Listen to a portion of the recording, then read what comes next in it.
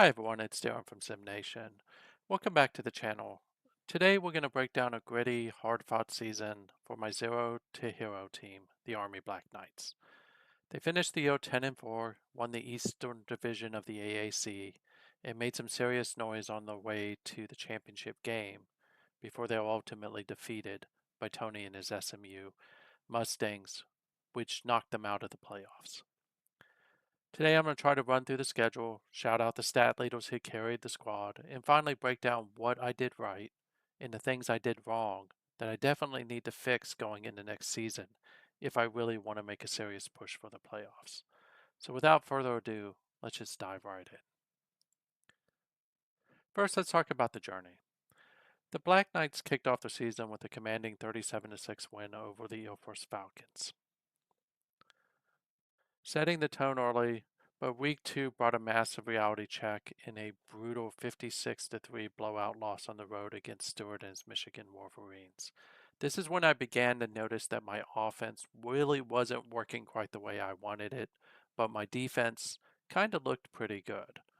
Um, Instead of folding, which sometimes happens with my zero to hero teams, they rattled off a hard fought win against Curtis and his Buffalo Bulls, where Norman Berman showed up with 2 interceptions.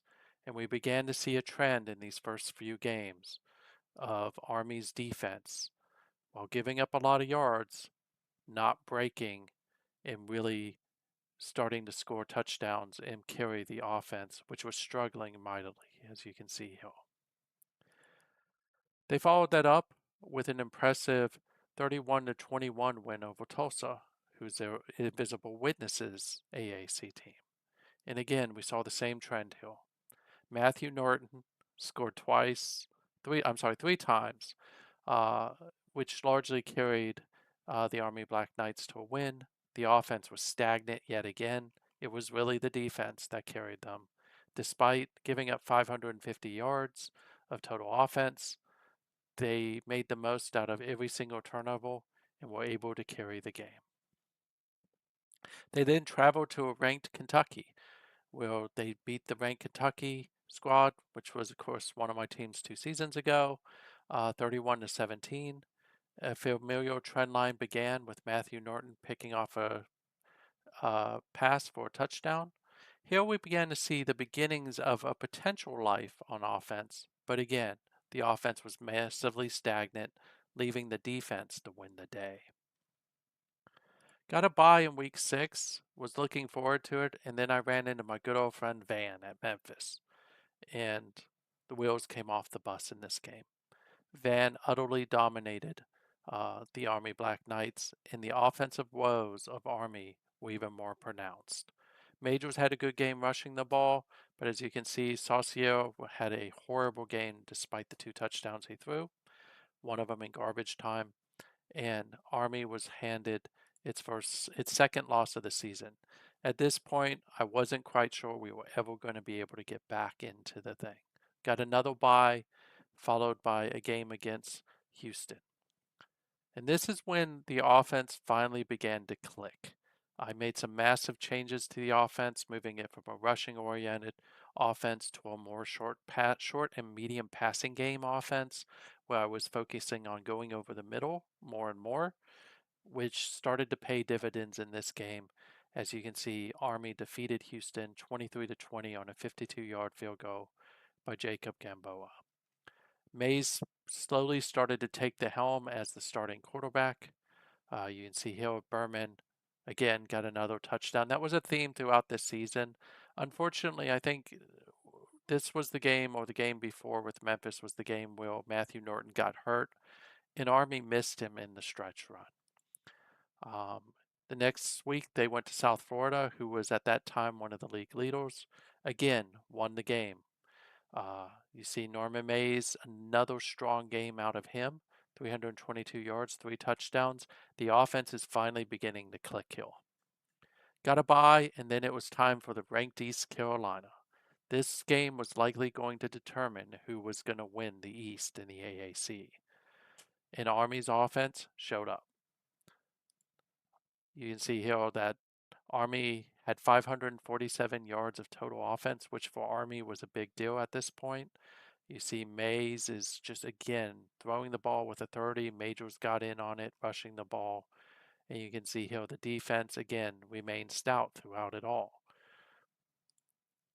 They followed that up with another win against Cincinnati in the nail biter, where they let Cincinnati get back into the game and then again needed a Jacob Gamboa field goal to win it. Mays had a little bit of a struggle here against a better defense, but in the end it was the rushing attack that actually carried them in this one.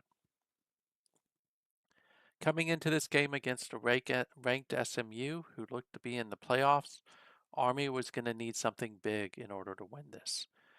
Tony and his SMU Mustangs utterly outpaced Army on offense, but in the end, it was the turnover battle that actually allowed Army to win this one.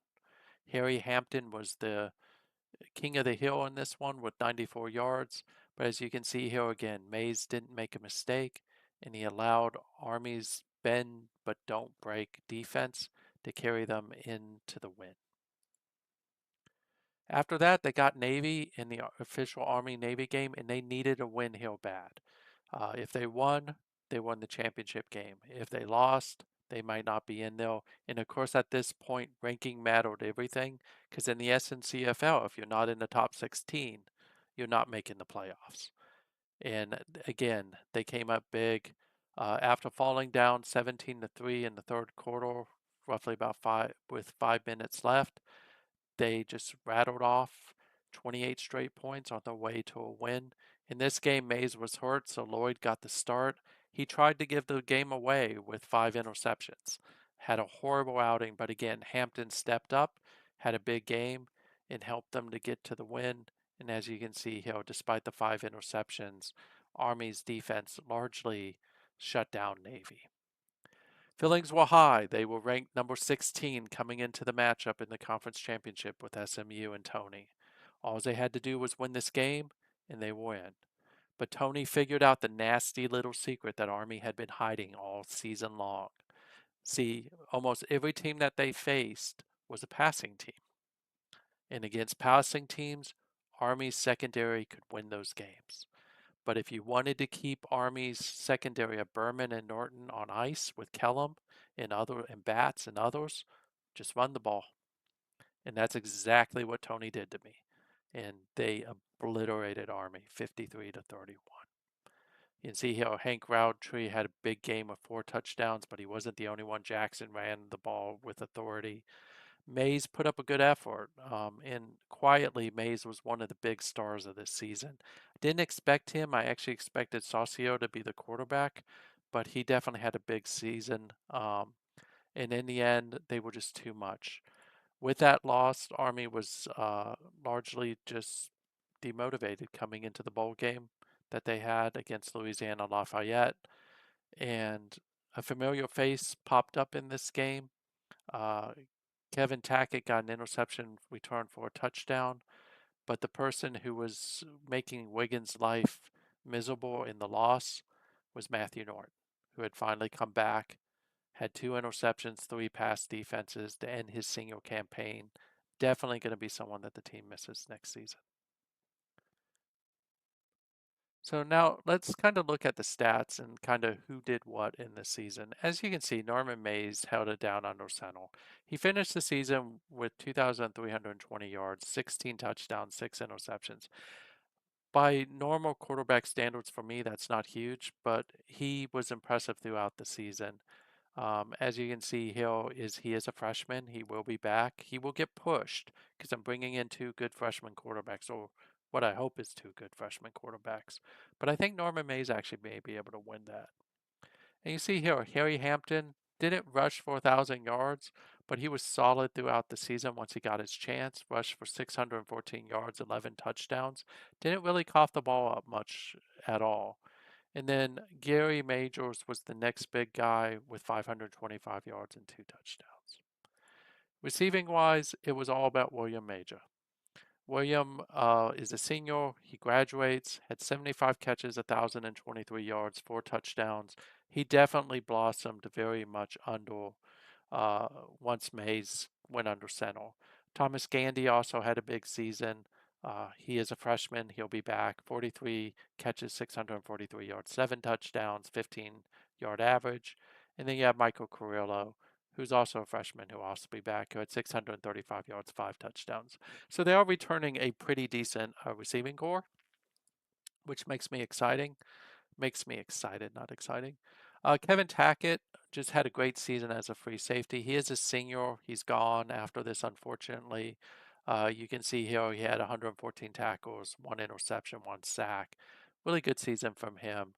The other person was Daryl Tracy, who's a freshman. He'll be back. He's going to get pushed a little bit, but I do think he's going to manage to hold on to it. He was a really good coverage linebacker, and Dana Gomez, who was the backup free safety, who played a lot in different formations as well, had a really good season. Norman Berman in the secondary also had a really great season. He's gone, unfortunately, because he is a senior and won't be back. From a sack perspective, I struggled all season long to generate sacks. Wow, that didn't come out easy. Giles was my leading tackle. He's a freshman linebacker. He'll be back as well. So was Saul Allen, who's a fourth-year junior, defensive tackle. Canito Reb is a junior. He'll be back. And Peter Escalante is a senior. He'll be gone. Just not a lot of pressure from this squad. Isaiah Kessler is a senior. He's gone. He was one of the people who generated probably the most pressure outside of Castile. Castile did get into the backfield quite a bit as a fourth-year junior. He's probably gone as well. Candidly, I don't expect him back. From picking the ball off perspective, this was a very opportunistic defense, captained by Mathew Norton. Mathew Norton, for those of you who don't know, had 8 interceptions. He scored 4 defensive touchdowns. At one point in 2 games, he actually scored quite a few of those touchdowns. Just a great season from him. You can see here his catch allowed to targets is actually quite where you want it to be.